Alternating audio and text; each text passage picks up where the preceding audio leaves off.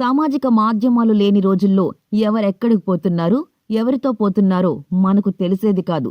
జీవితం సింపుల్గా ఉండేది. ఇప్పుడు ఫోన్ చేతిలో ఉండి ఎవరినైనా ఫాలో చేస్తూ ఉంటే చాలు, మొత్తం సమాచారం మీకు వచ్చేస్తుంది. ఆమె ఎక్కడికి పోతుంది, ఎవరిని కలుసుకుంటోంది, ఈ పోస్ట్ వచ్చింది, ఆ పోస్ట్ వచ్చింది, ఇలా ఆన్లైన్లో అంతులేని స్క్రోలింగ్ నడుస్తుంది. ఇదంతా పెద్ద మనోవేదన అని బాలీవుడ్ సూపర్ స్టార్ సల్మాన్ ఖాన్ అన్నారు.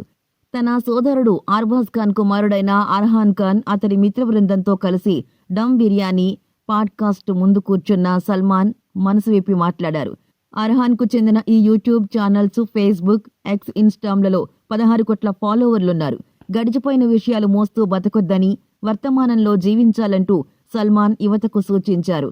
జీవితంలో సాధించాలనుకున్న కష్టమైన లక్ష్యాలతో యువత ప్రేమలో పడాలని, మనసు, శరీరం ఇక వద్దంటున్న కమాన్ ఒక చివరి ప్రయత్నం అని కృషి చేయాలన్నారు. నేటి తరం యువతలో తానెప్పటికీ నేర్చుకోలేకపోయే విషయాలు చాలా ఉన్నట్టు తెలిపారు.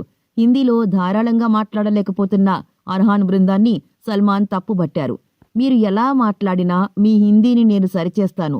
హిందీ తెలియకపోతే సిగ్గుపడాలి. మీరు సేవలు అందించాల్సింది హిందీ ప్రేక్షకులకే అన్నారు.